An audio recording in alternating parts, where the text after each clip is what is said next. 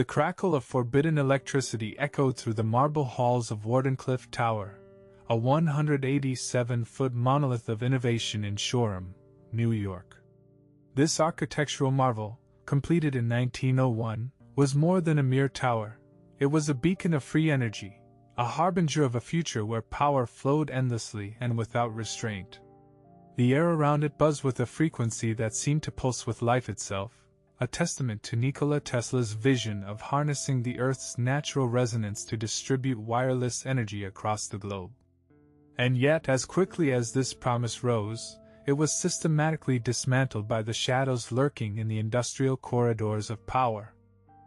The smell of ozone thickened the air as Tesla demonstrated his invention to a select group of industrial magnates and investors, including J.P. Morgan, a man whose interests in copper lines and utility monopolies would soon clash with Tesla's radical ideas.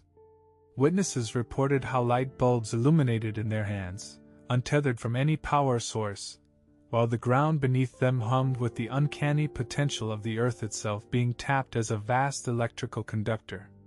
Yet, as the astonishment faded, Morgan's eyes narrowed with a shrewd calculation. His fortune was built on wires, and Tesla's invention threatened to unravel it all. Beneath the tower's base lay Tesla's laboratory, a clandestine workshop of wonders.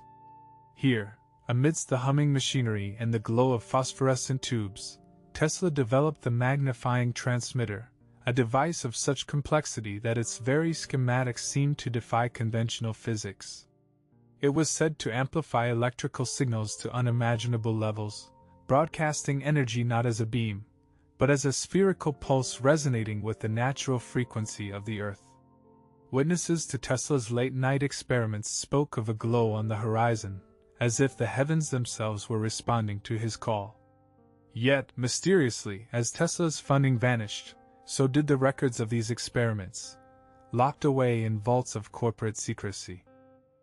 The gatekeepers of progress, men like Morgan who controlled the veins of copper strangling the country, decided that Tesla's tower was a threat too great to their empire. On an overcast day in 1917, the tower, once a gleaming symbol of limitless potential, was unceremoniously dismantled for scrap. The public was told it was due to war measures, a convenient lie that masked the truth, that the corporations feared an open source of power, one that could neither be metered nor monopolized. As the structure crashed to the ground, so too did the dreams of a wireless future, silenced beneath the roar of falling steel. The remnants of Tesla's work lay buried under layers of time and purposefully forgotten records. But whispers of its reality linger, like the static charge of a storm on the horizon. In the dusty archives of abandoned patents, and the cryptic notes of engineers long silenced, lies the evidence of the suppressed future.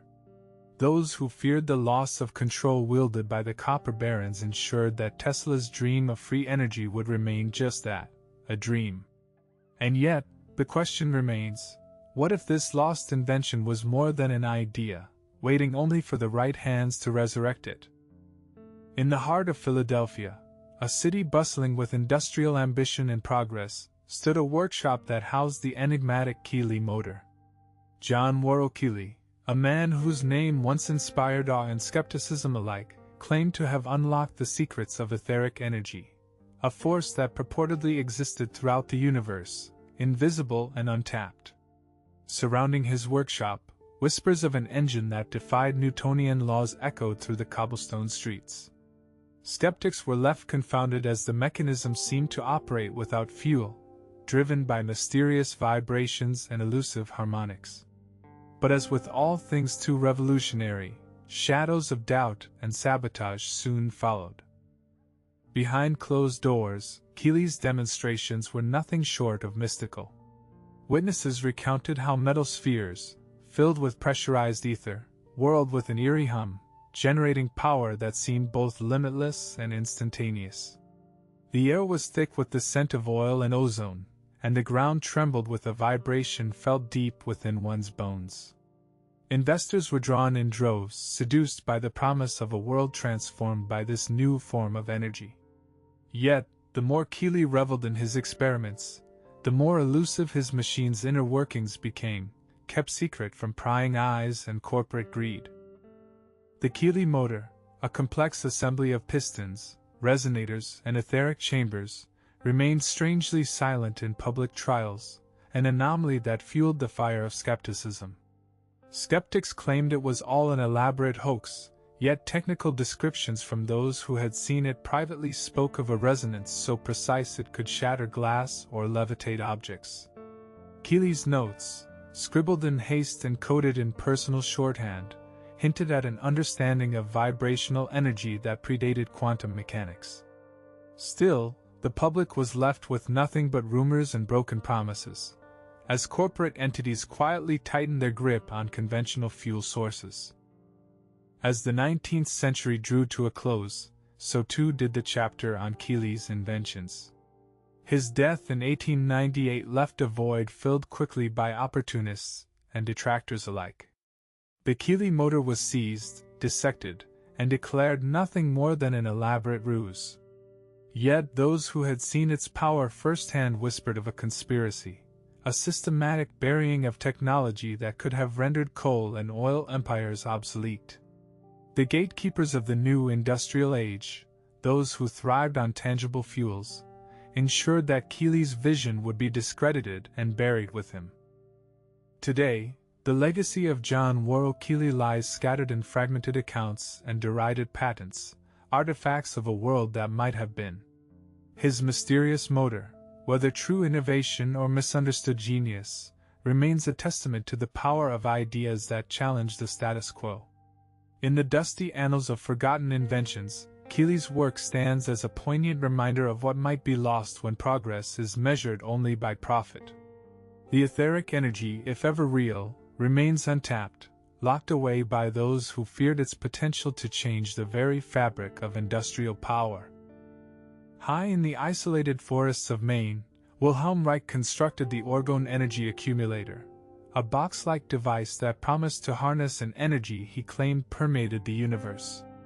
Reich's controversial discovery of orgone energy in the 1930s stood at the intersection of biology and physics, a luminous force that could purportedly heal the body and energize the mind. Beneath the forest canopy, the air shimmered with a strange vitality, as if the trees themselves were whispering secrets of the cosmos.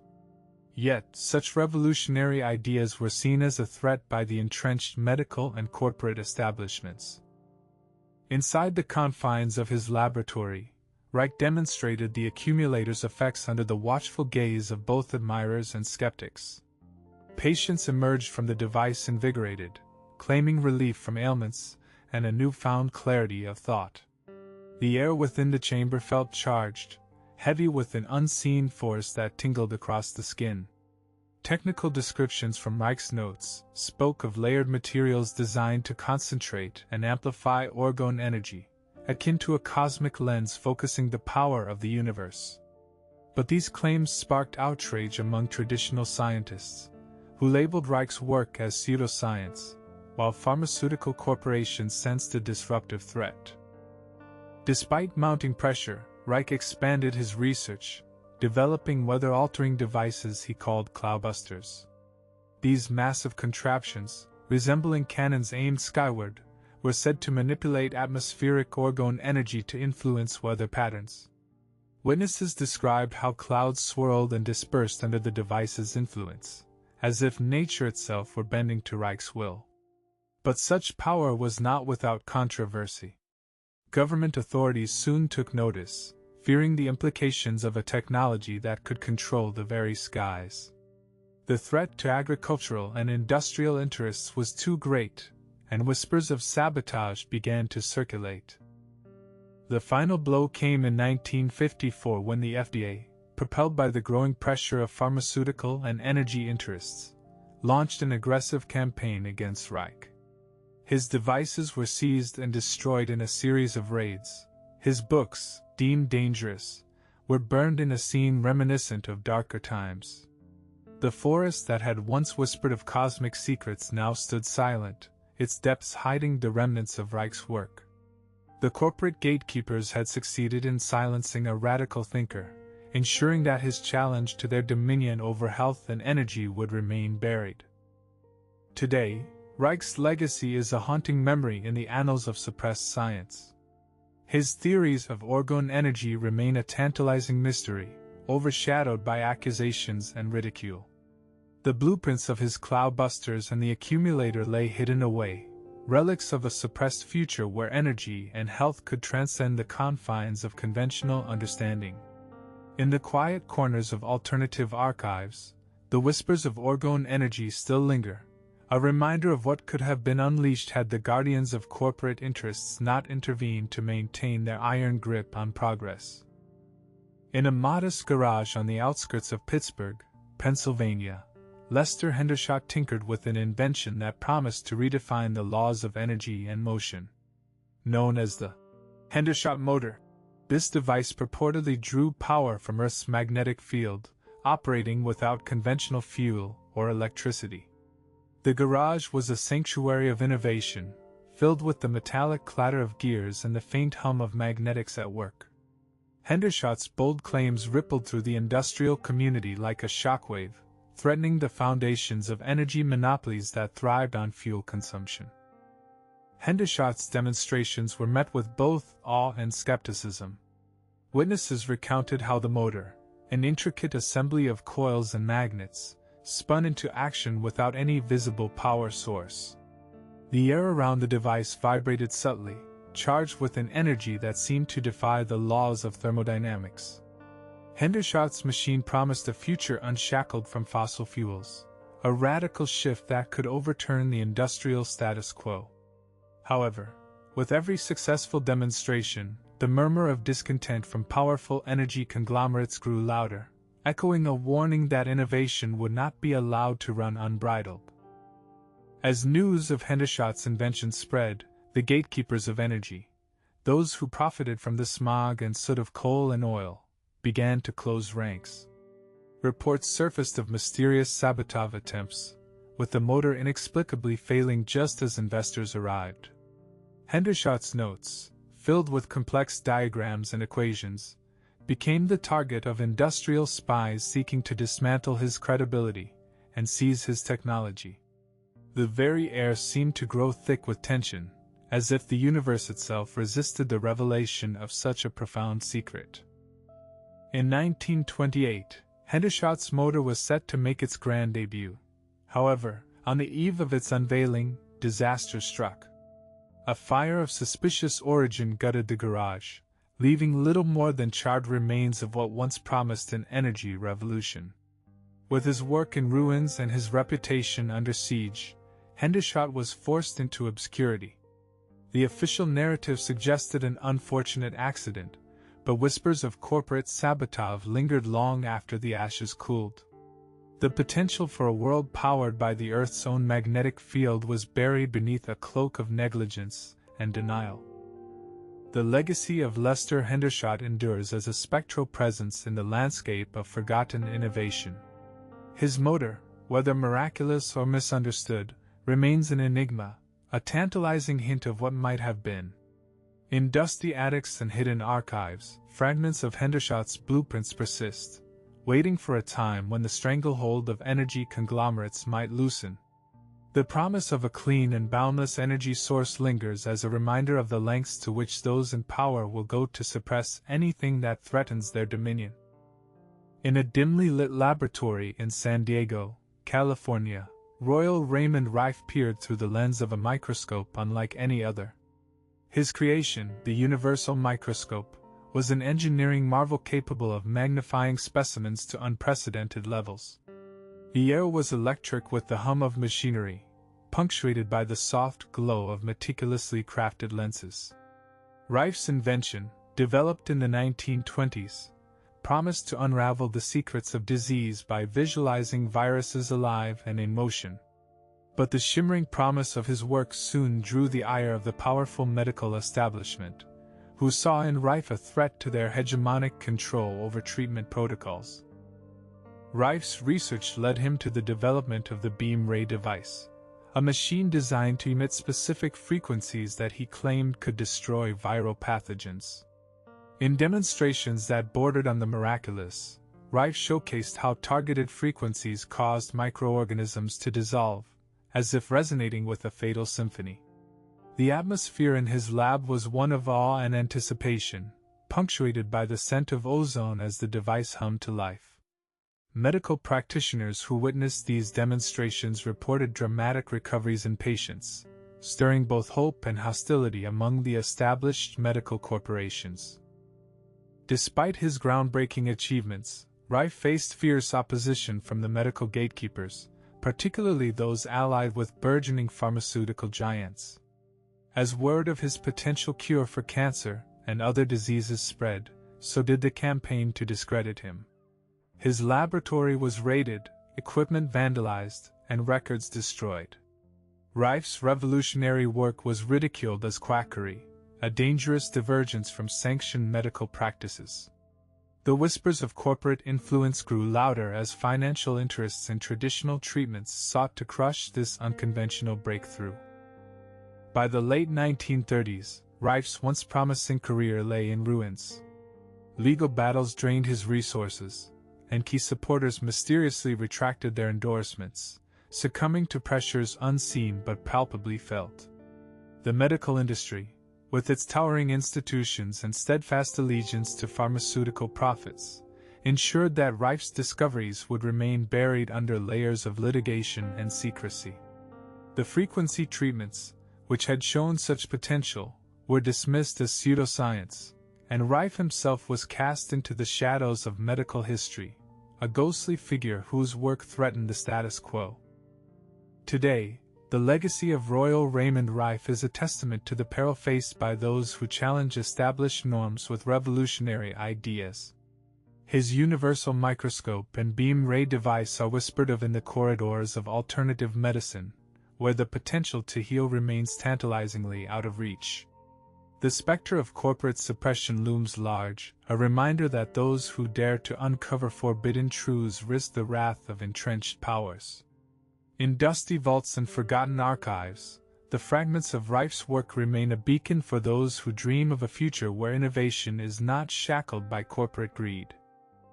Deep within the heart of the Austrian Alps, Victor Schauberger, a man attuned to the secrets of nature, toiled away on inventions that threatened the very fabric of industrial energy paradigms. Known as the water wizard, Schauberger believed in the power of vortex energy, a force harnessed from the natural spirals found in flowing water. His home workshop, nestled among ancient pines and cascading streams, was a sanctuary of innovation. Here, amongst the alpine serenity, machines whirled and water flowed with an elegance that defied conventional engineering, yet attracted the ire of those who saw their energy monopolies at risk. Schauberger's inventions, notably the repulsine, were mechanical marvels, utilizing the principles of implosion rather than explosion to generate energy. Witnesses described how these devices, crafted with an almost organic precision, spun with a resonant hum that vibrated through the mountains. Schauberger's notes detailed how his designs mimicked the natural flow of water, tapping into a primal energy source that seemed infinite. The air was charged with the scent of pine and ozone, as the devices operated with a near-mystical simplicity. However, these innovations drew the attention of powerful industrialists who saw in them a direct threat to their control over energy production. In the tumultuous years leading up to World War II, Schauberger was coerced into sharing his technology with both military and corporate interests, entities eager to exploit his discoveries for their own gain. Under duress, his workshop became a hive of activity, where engineers attempted to reverse engineer his inventions. Yet, the true genius of Schauberger's work lay in its harmony with nature, a subtlety lost on those who sought only profit and power. The alpine air seemed to grow thin with tension, as Schauberger's frustration mounted against the backdrop of greed-driven ambition. After the war, Schauberger returned to his homeland, his inventions having been claimed by foreign interests. Stripped of his life's work and reputation, he was left disillusioned. The repulsine and other devices, once poised to revolutionize energy production, were dismantled and hidden away, their secrets buried beneath layers of corporate and military secrecy. The alpine streams still sang their ancient songs, but the promise of a world powered by the gentle flow of water remained unrealized, silenced by the machinations of those who feared its implications. Today, the story of Victor Schauberger is one of both inspiration and caution. His work, driven by a profound understanding of nature's principles, stands as a testament to the potential of sustainable energy solutions buried under the weight of industrial suppression. The blueprints and notes of his inventions, hidden away in forgotten vaults, whisper of a future where humanity might yet learn to live in harmony with the Earth's natural energies. Schauberger's legacy remains a beacon for those daring enough to challenge the status quo, to seek out the lost wisdom of nature's own engineering marvels.